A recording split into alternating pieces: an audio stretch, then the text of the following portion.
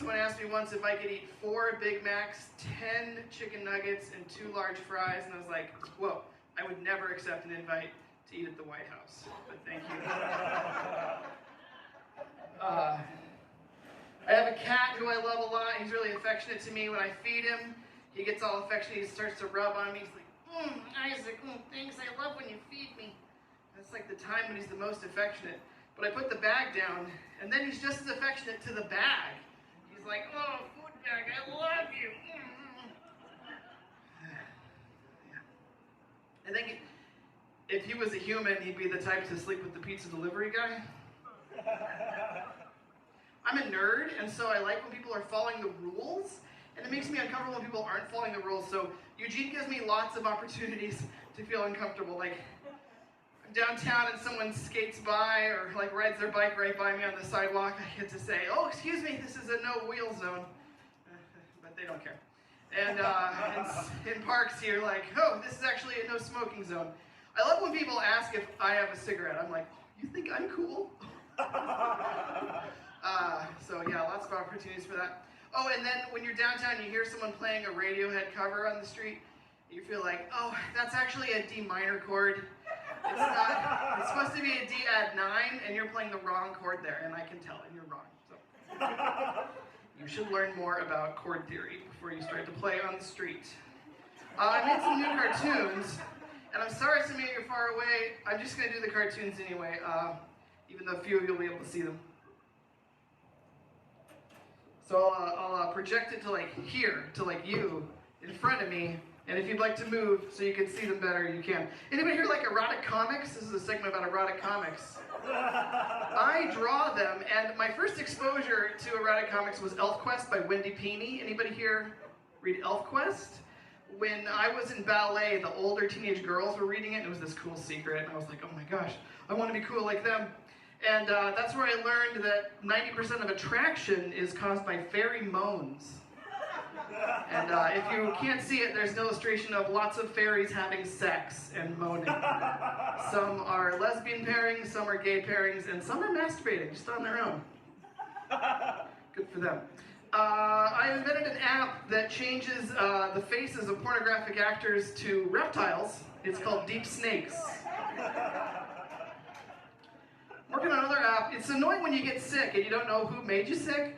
You just cough into the microphone of my app and it tells you who got you sick. It's called Cholera ID. Someone saw my illustrations once and he was like, oh, if I could draw as well as you, I'd just stay home and draw porn all day. And I was like, yeah, that was Tuesday. Someone else saw my drawings who'd spent some time in prison and he said, if you were in prison, your drawings would be very valuable. You could trade them for things. You could trade them for like ramen packets. And I was like, wow, cool. But if I'm in prison and I'm drawing pornography, I'm not going to trade it for ramen packets. I'm going to trade it for pornography drawn by someone else. Obviously.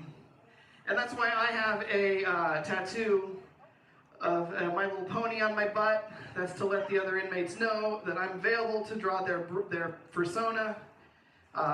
It's a useful skill to have in jail. Yeah. Now here's a picture of here's my real butt. This really is my butt, really. No, it's just an image of my butt. But what's on the other side, that's for you to anticipate. As I flip the page, you're going to wonder what it is on the other side. Of course, we want prison reform now! That's what's on the other side.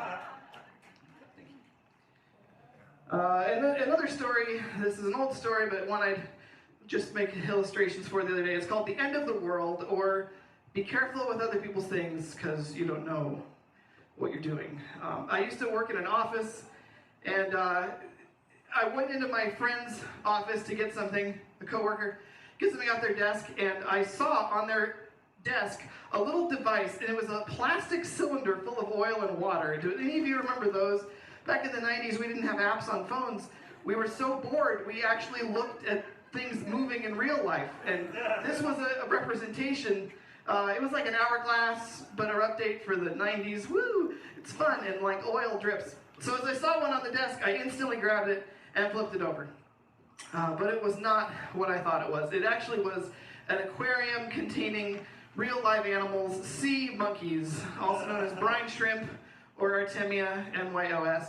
And these cylinders, they don't have lids that seal, so I just spilled brine shrimp all over their desk, ruining their paperwork. It got into their keyboard. I was like, oh my God. So I just scooped it all up in my arms, and I was going to put it in the trash, but I can't put it in the trash in his office. So I'd go down the hall, stuff it in the trash down there, and clean up as well as I can, as fast as I can.